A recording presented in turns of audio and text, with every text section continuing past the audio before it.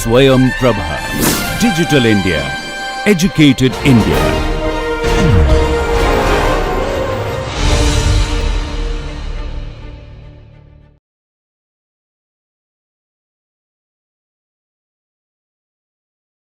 Welcome to the course Nutrition for the Family.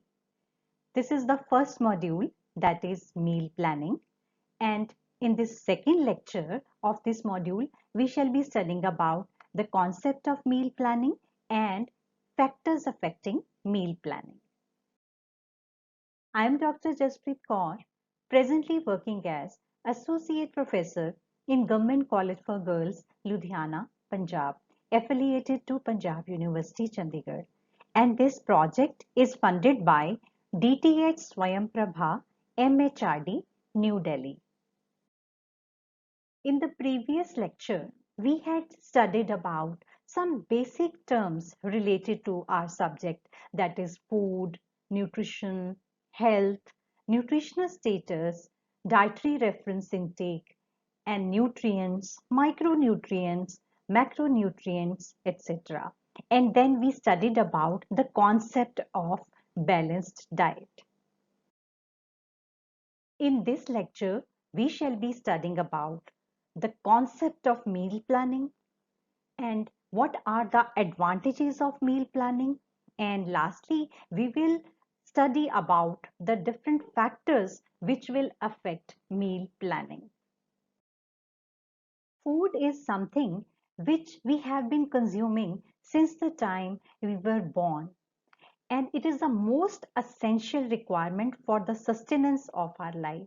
That means to stay alive. The type of food which we consume daily, day after day, that becomes a routine, and eventually we become habitual of consuming a certain type of food. And our habitual food, it is also known as diet. The diet which refers to what we eat or drink every day, day after day. These dietary habits and choices, they play a significant role in our health. This brings us to this new term, that is meal. So what is a meal? Meal is a specific or designated time or occasion at which we eat our food. For example, if you have eaten dal and rice for your lunch, it's a meal. So whatever you have eaten for your breakfast, lunch, dinner, all of them, they are examples of your meal. Now, what is meal planning? It is a simple, practical exercise which involves applying the knowledge of food, nutrient requirements, and individual preferences to plan adequate, economical, and acceptable meals. Meal planning is not just a simple exercise of selecting the right kind of foods to meet the nutritional needs of our family members. It also concerns with having attractive and enjoyable meals for all the persons. The first step in this direction is planning, that is planning our menu. While planning, it is great if all the family members, they can give their inputs to make a perfect menu. The second step would be to purchase the ingredients which are required to prepare our meal. And third step would be preparation. We have to prepare the food before cooking. That means the pre-preparation part. And then we cook by using different methods to prepare desirable meals. And lastly, serving of food, it is an important part of whole exercise. Meals must taste good, they must smell good because food is seen before it is tasted. Meals must look good to be tasted and to be enjoyed. To do this, the planner does not have to be knowledgeable only, but also imaginative and creative. The art of skillful blending of foods in terms of color, texture, and flavor, that must be known. So why do we need to plan our meals in advance? It has many benefits. For example, planning in advance helps to estimate the quantity of different foods accurately. And buying of food can be controlled through the advanced buying option. We will be knowing what is to be purchased. We'll be able to control this whole exercise. And time and effort, which is spent on haphazard ordering, shopping, and receiving food materials, it is also saved to a large extent. And along with that, planning in advance helps to avoid monotony and the menu, and also it will add variety in terms of color, flavor, and texture. And different methods of cooking could also be given due consideration if menu is planned in time. Another benefit is if the meal does not satisfy the budget, it cannot be put into practice. So, bulk purchasing, including seasonal foods, they all help in this. And this means that the menu planning has to be done in advance. Nutritious meals of choice can be obtained with limited resources if we plan in advance. And along with that, quality of food can be improved through proper planning. For example, if we plan soaking, fermenting, etc., this will reduce the preliminary preparation time also. This will reduce the fuel cost also, and it will save our own time and energy along with enhancing the quality of food. And leftover foods, they can be properly used if we plan in advance. Nutritional needs of all the family members, their food choices, they can be met if we plan beforehand. And lastly, new techniques of preparation, cooking, etc., they can be adopted. So from paper to plate, what are the characteristics of a good meal plan? A good meal plan is one in which we are able to utilize all the available resources and make weekly plan, which saves a lot of time, money, energy, and at the same time we are able to prevent the monotony of our diet. And when we are purchasing, a good meal plan will ensure that we are taking everything in right quantity. The estimation has to be accurate. And along with that, third step, that is cooking part, we are able to use various methods of cooking to retain and sometimes enhance the nutrient values of our food. And then comes the serving part. And a good meal plan will be successfully serving appetizing and attractive meals. A scientific meal planning is not guided by hunger or instincts only. For a good meal planning, we have to consider some factors which can influence our meal planning. So, which are these factors? Let us explore. Nutritional adequacy is first and foremost important factor which influence our meal planning exercise. In our families, there are number of persons who belong to different age groups and they are of different genders.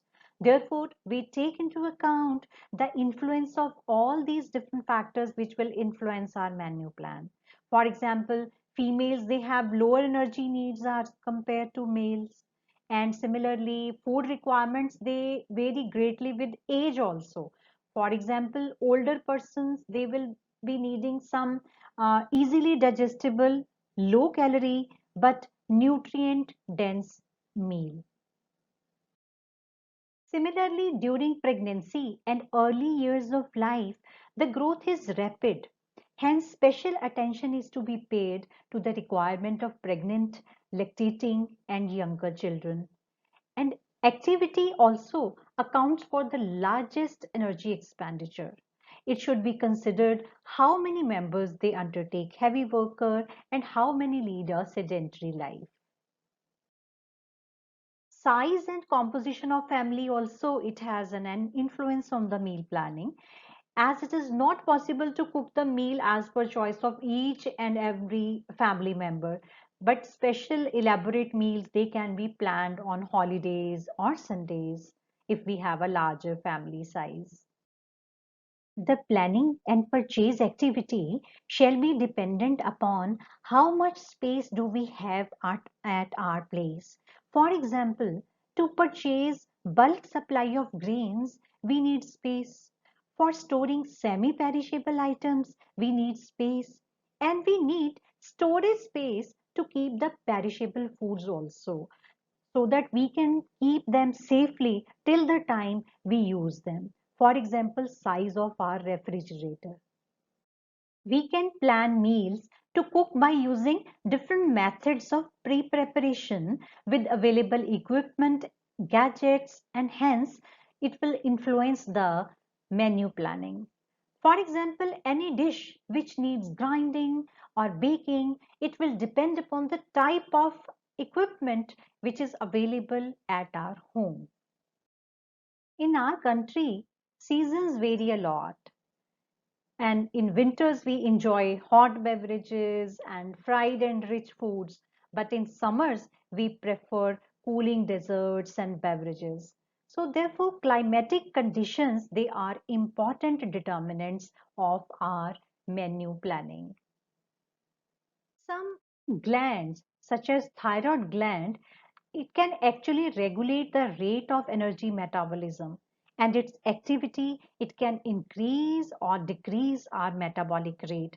Therefore, it may also influence our menu plan. And do you know the energy requirements, they vary with the race also? For example, we the South Asians, we need lesser calories than our Western counterparts. Hence, our meal planning is different from their meal planning. That is why we should use the food guides of our region only. The type of food, the nutrient requirements in various health conditions can be different. For example, if a family member of ours is having typhoid, so he may be needing high calorie, high protein diet, whereas a diabetic person in the family may require low fat and modified carbohydrate diet. So this will change our meal planning accordingly. And to provide a nutritious meal, the menu planner has to ensure that the meal should include all the ingredients from each food group. But some people do not like a particular food, or sometimes they may be allergic to that particular food. So individual likes and dislikes are to be considered while planning meal, and suitable substitutions are to be included in case the food is not suitable to one or other person in our family. The seasonal availability of fruits and vegetables is very important factor, as seasonal food is not only nutritious, but it is fresh, it is tasty, and it is economical too. Hence, it will influence our menu plan. Economically weaker sections, they spend a lot of amount of their total income on food. So money available to purchase different type of food items is an important determinant of menu planning in majority of the families. Food habits and rituals, they are also important determinants how we plan our meals. For example, some families, they are pure vegetarians, some are ovo vegetarians, and where are others are non-vegetarians. And some follow two meal pattern, some follow three or more, and some enjoy spicy food, whereas other people, they might not like that spicy things, and they are happy with the bland kind of food, and they choose specific kind of foods.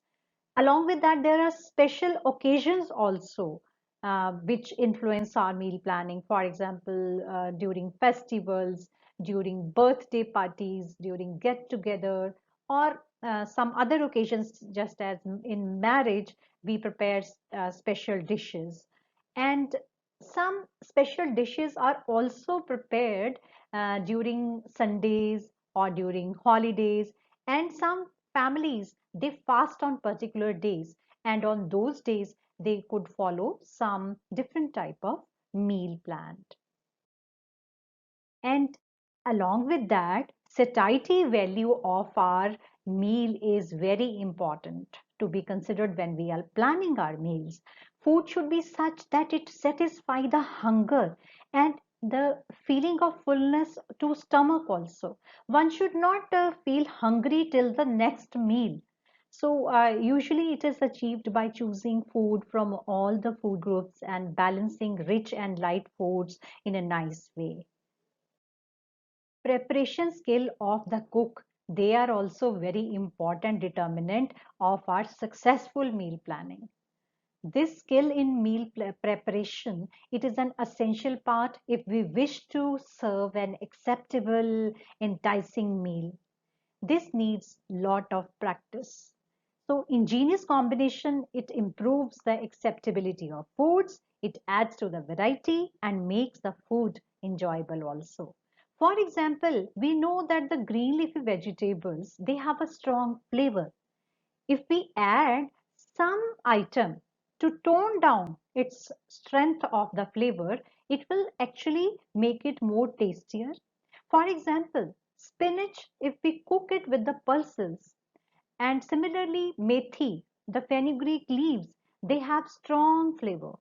If we add little bit of homemade cream, or if we add a besan or a gram flour to it, it will be nicely accepted.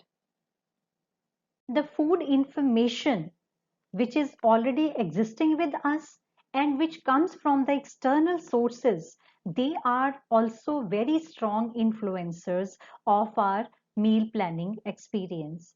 The existing information regarding the food item that is there, but then we know that the markets they are full of lot of variety of items in each category which we consume. So the selection of type of raw food, some convenience food or semi-cooked food or any kind of brand which we choose, they are influenced by the information we get through both the medias. It could be the print media or the digital media. Print media is like what we read through the newspapers or through the magazines. It could be any kind of recipe or any kind of new product, sauce, or any raw material which is available. And digital media, we know it is also coming up in a big way. For example, various platforms, what we see in the TV or through the social media platforms, through the advertisements which we receive, and all these things, they can actually modify our meal planning experience to a large extent. So let's summarize what we have studied in this lecture.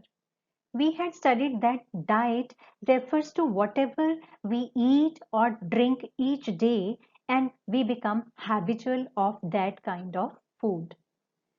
And then we define that meal is the food which we eat at a designated time. For example, breakfast, lunch, and dinner. And then we studied about the meal planning. We studied that it's a simple, practical exercise which involves applying the knowledge of food, nutrient requirement, and individual preferences to plan adequate and acceptable meals. Then we studied that why should we plan meals in advance? That is, they help in estimating the right quantity and food buying can be controlled.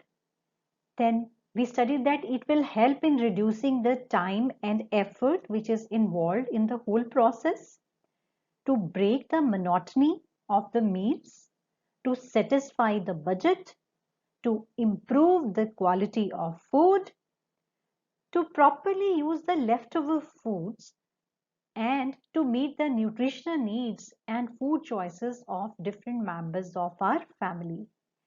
And then we studied that what are the steps to plan a menu.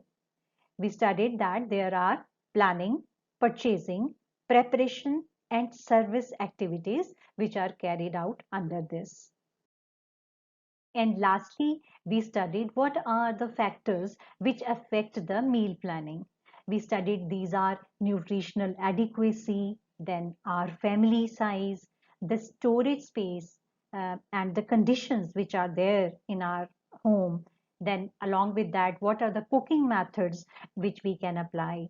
Then, climatic conditions where we are living. Then, influence of race, endocrine gland, and health condition of our family, then personal likes and dislikes of different members of our family, seasonal availability of food items, then our economical conditions, food habits and rituals of our family, and along with that, satiety value, the preparation skills of the cook or whosoever is the in charge of planning, and along with that, the food information which is existing and what we acquire from the various channels.